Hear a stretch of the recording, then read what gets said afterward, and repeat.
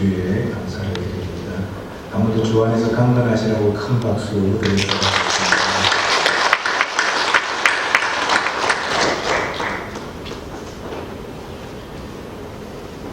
누가복음 18장에 보면 두 사람이 성전에서 기도하는 모습이 나옵니다. 한 명은 사람들에게 존경받는 바리새인입니다. 또 다른 한 명은 사람들에게 손가락질을 받는 세리입니다. 그런데 하나님은 바리새인의 기도는 받지 않으셨습니다. 반면에 세리의 기도는 기쁘게 받으셨습니다.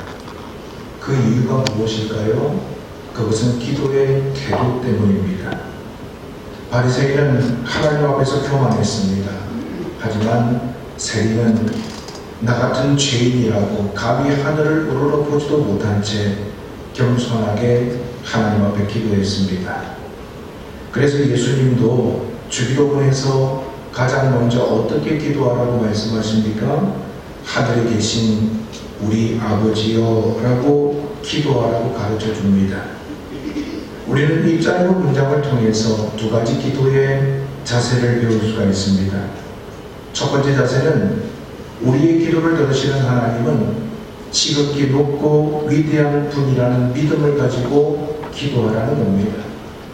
하늘에 계신이라는 의미는 전지전능하신 하나님, 못 이루실 것이 없는 하나님을 의미합니다.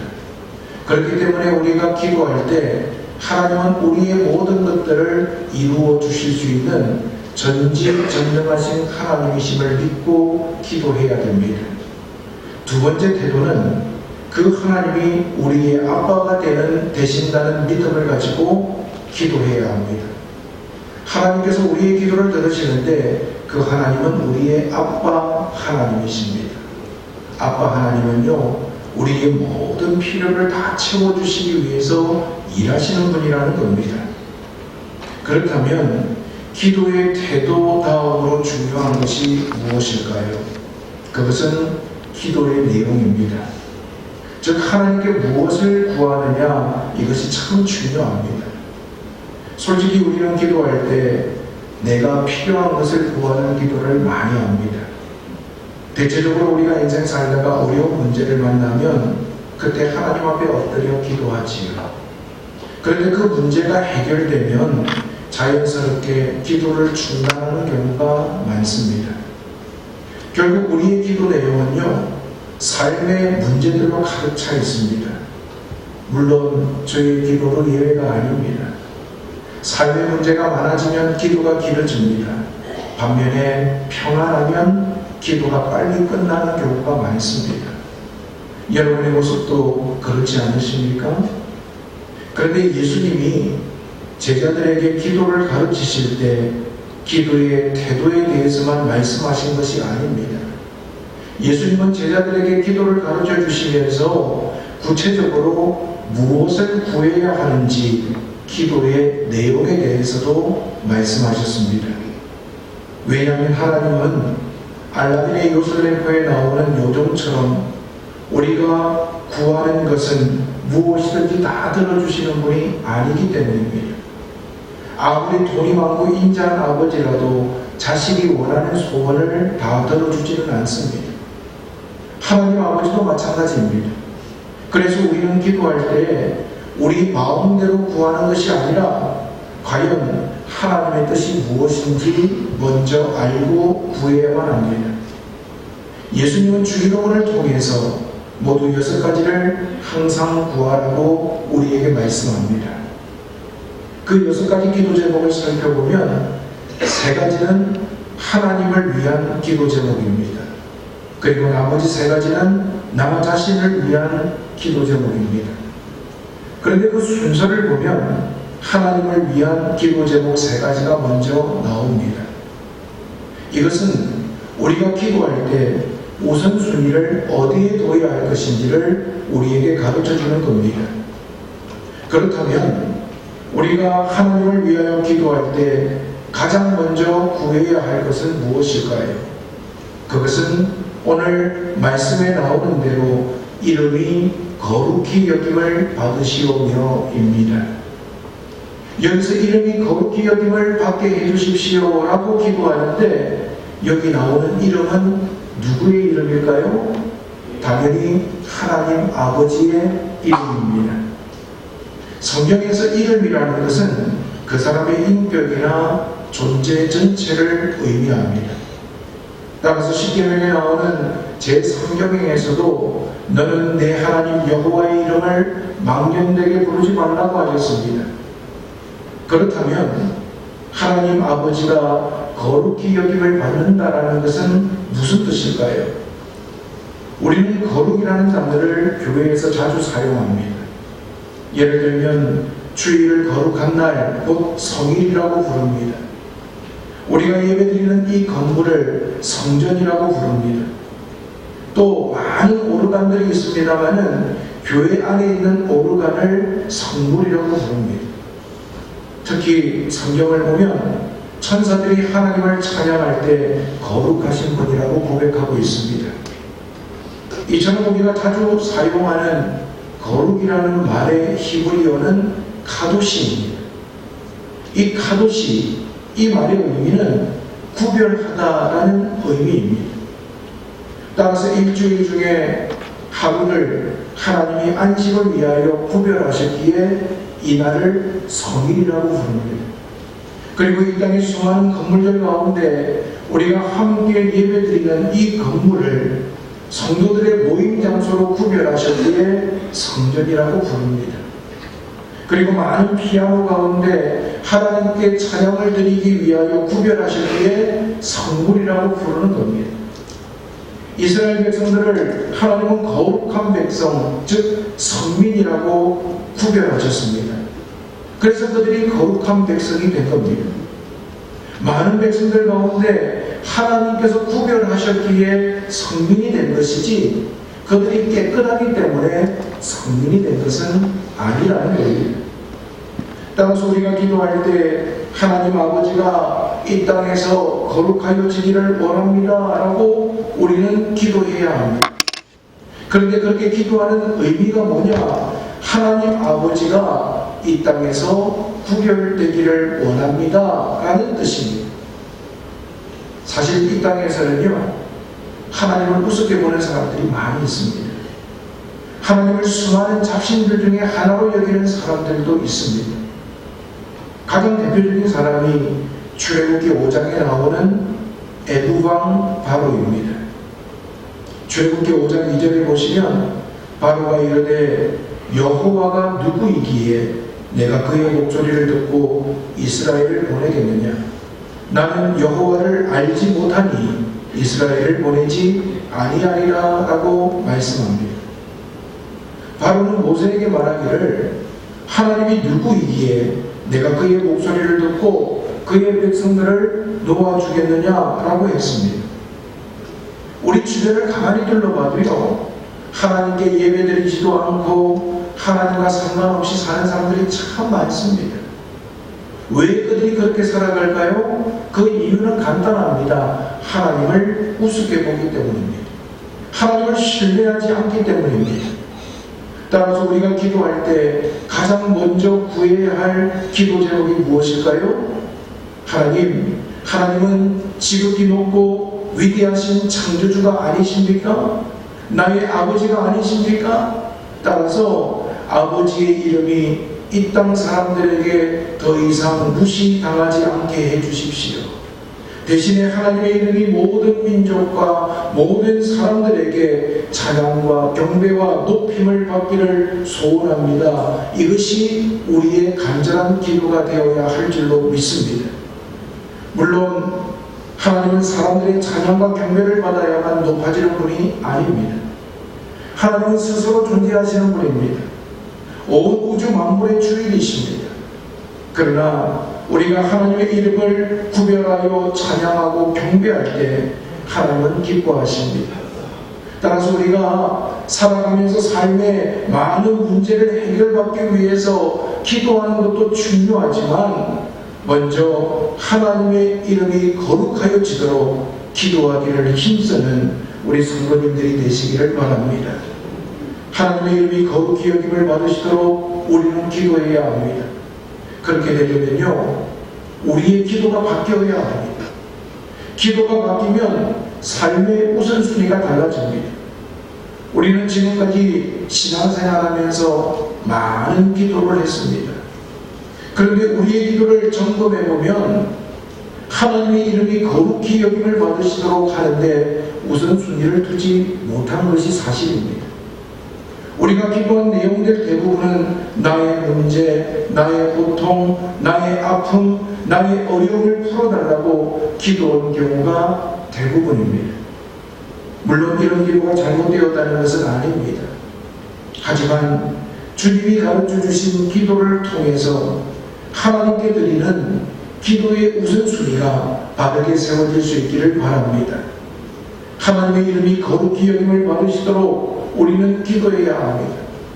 뿐만 아니라 그 기도가 삶으로 이어지는 생명력 있는 기도가 되도록 우리의 삶을 점검해야만 합니다. 기도는 많이 하는데 그 기도가 우리의 삶의 거룩으로 나타나지 않는다면 그 기도는 의미가 없습니다. 하나님의 이름이 무시당하지 않고 거룩히 여김을 받게 하려면 어떻게 해야 할까요?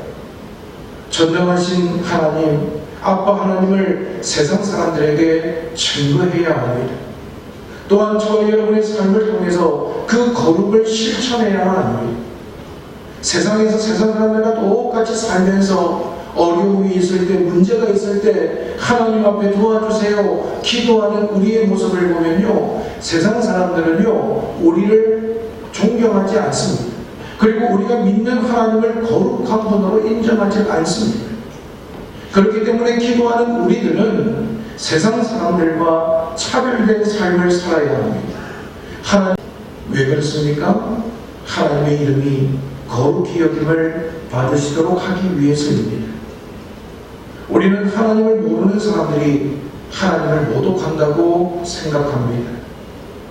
오늘 한국 사회의 많은 사람들이 기독교와 교회를 비난하는 것을 하나님에 대한 모욕이라고 우리는 생각하고 있습니다. 그런데 여러분 한번 잘 생각해 보십시오. 하나님의 이름을 모욕할 수 있는 것은 안 믿는 사람들 뿐만 아니라 하나님의 이름을 믿는 백성들인 우리들일 수도 있다는 거예요. 저와 여러분이 이 땅에서 하나님 나라 백성답게 살지 못할 때 우리로 인해서 하나님의 이름이 치욕을 당합니다. 우리가 세상 사람들과 섞여 살면서 그들과 똑같이 살아갈 때 우리로 인해서 하나님의 이름이 더럽힘을 받는다는 거예요. 하나님의 백성이 하나님의 이름을 거룩하게 여기지 않을 때 어떤 일이 일어나는지 사무엘상은 우리에게 경고합니다. 사무엘상을 보면 사무엘이 등장하기 전에 마지막 제사장인 엘리의 이야기로 시작합니다. 당시 제사장은 엘리입니다. 그에게는 홈리와 비느하스라는 두 아들이 있었습니다. 홈리와 비느하스는요 제사장의 아들이고 또 본인들도 제사장입니다. 그런데 문제는 그들이 하나님을 경외하지 않았습니다. 사무엘상 2장 12절에 보면 엘리의 아들들은 행실이 나빠 여호와를 알지 못하더라 라고 말씀합니다. 믿음의 가문에서 태어났습니다. 제사장 아버지 가정에서 태어났습니다. 그리고 자라면서 그들은 제사장이 되었습니다. 그런데 문제는 그들의 행실이 나빴다는 거예요. 뿐만 아니라 더 큰 문제는 그들이 제사장임에도 불구하고 여호와를 알지 못했다는 겁니다. 당시 영적인 지도자였던 홈리와 비느하스가 여호와를 알지 못했다라고 하는 말은요 기가 막힌 말입니다. 그들은 평범한 성도가 아닙니다. 그들은 제사장입니다. 제사장 가문에서 태어나고 자랐습니다. 훈련을 받았습니다. 그런데 종교적으로는 제사를 드리고 하나님과 백성 사이에 중보자로 살아갑니다. 그런데 그들은 하나님을 알지 못했습니다. 그런데 이런 일들은요 지금도 일어나고 있습니다. 믿음의 가문에서 태어났습니다. 모태신앙이라고 자랑합니다. 목사가 되었습니다. 교회 중직이 되었습니다. 있습니다. 그런데도 불구하고 여호와를 알지 못하는 사람들이 있다는 거예요. 먹고 살기 위한 수단으로, 자신의 기득권을 누리기 위한 수단으로 영적 리더의 자리에 있는 사람들이 있습니다.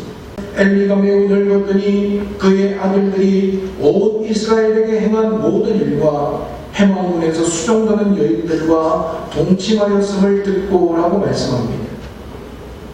엘리의 두 아들들은요, 제사장인 자신의 권력을 이용해서 하나님께 드리는 제사를 모욕했습니다.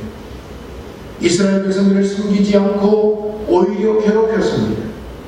또한 해막에서 시중드는 여인들과 동침했습니다.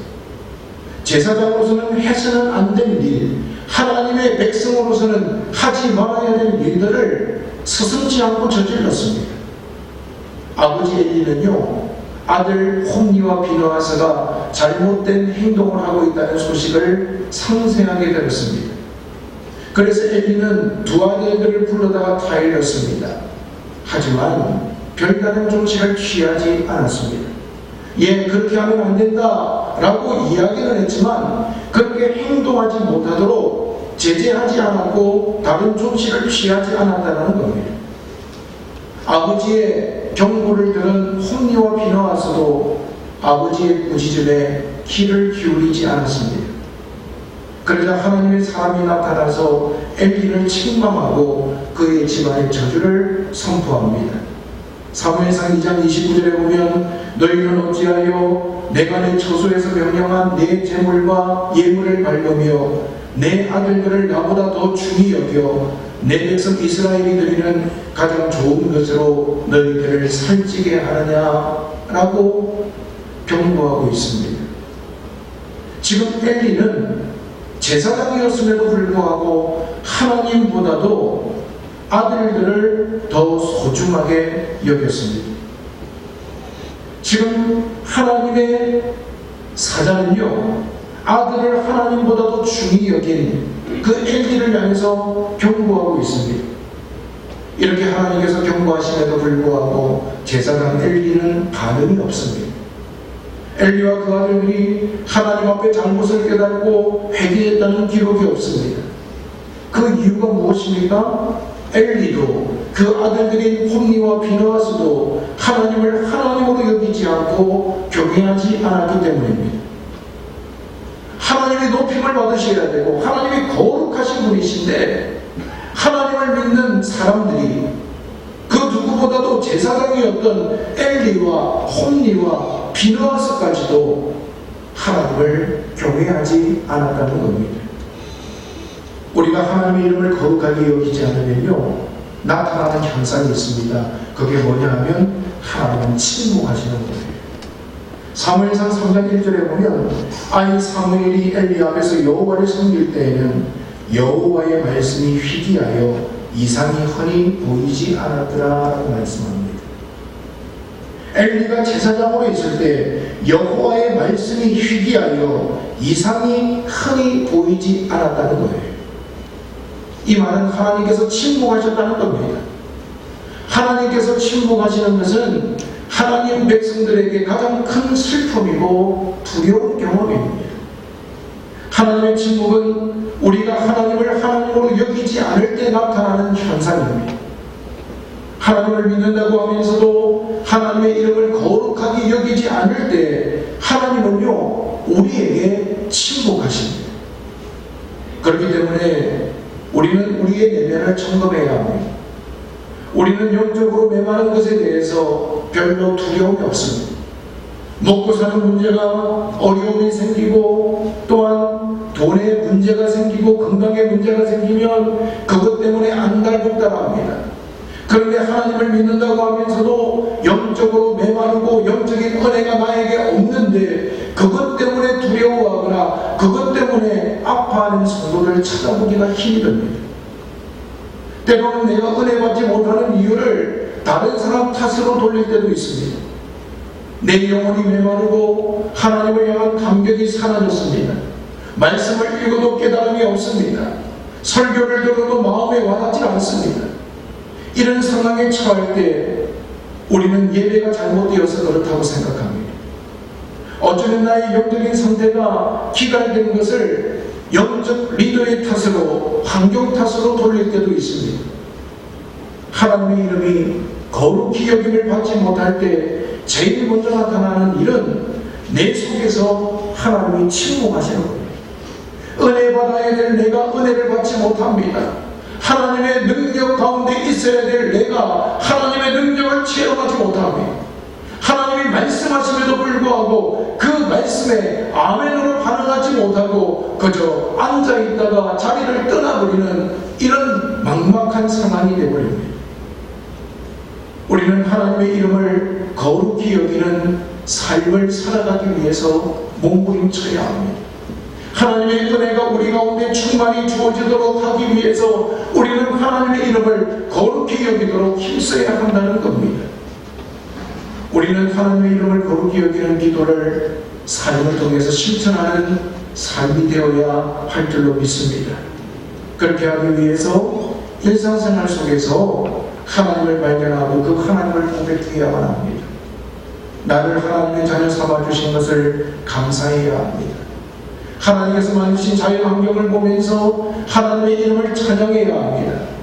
우리는 매일의 삶에서 나 자신이 아닌 하나님의 명예를 위해서 살아가는 존재임을 잊지 말아야 합니다. 내가 오늘 어떻게 살아가느냐에 따라서 하나님의 명예가 달려있다는 것을 우리는 기억해야만 합니다. 또한 우리의 은행 신사를 통해서 세상에 하나님을 드러내고자 기도해야 합니다. 하나님의 이름이 거룩히 여김을 받으시오면은 말로만 떠든다고 이루어지는 일이 아닙니다.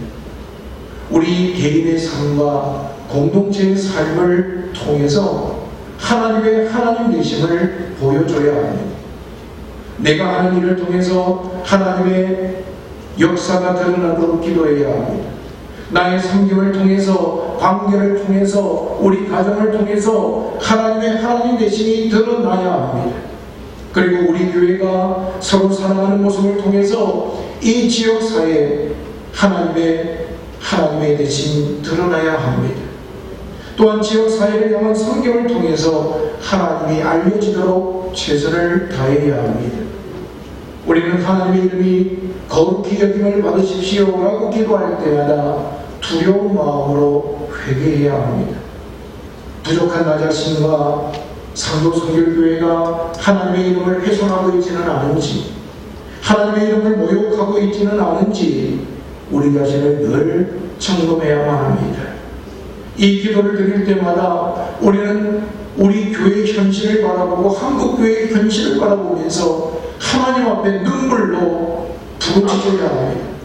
하나님의 이름이 거룩히 여김을 받으십시오. 하나님의 이름이 거룩히 여김을 받으십시오. 하나님의 명예가 살아나도록 우리는 끊임없이 하나님 앞에서 온전한 삶을 살아가고자 노력하고 애쓰는 성도님들이 되시기를 간절히 바랍니다. 오늘 저와 여러분들의 기도의 우선순위가 하나님이십니까? 아니면 나 자신입니까? 지금까지 우리 기도의 우선순위가 뒤바뀌어 있었다면 오늘 주신 말씀을 통해서 하나님께 우선순위를 두며 기도하는 저와 여러분이 되시기를 간절히 바랍니다. 하나님의 이름이 거룩히 여김을 받으셔야 됩니다. 하나님의 이름은 믿지 않는 자들만 모욕하는 것이 아니라 오늘 믿음을 가지고 있는 우리들도 때로는 하나님의 이름을 모욕할 수가 있습니다. 엘리와 같이, 홈리와 비누아스와 같이 우리가 혹시 그렇게 살아가고 있지는 않은지 우리 자신을 돌아보면서 하나님의 이름이 거룩히 여김을 받으시도록, 하나님의 이름이 높임을 받으시도록 날마다 주 앞에서 아름답게 살아가시는 저와 여러분이 되시기를 주님의 이름으로 축원을 드립니다. 우리 시간 함께 기도하기를 원합니다. 사랑하는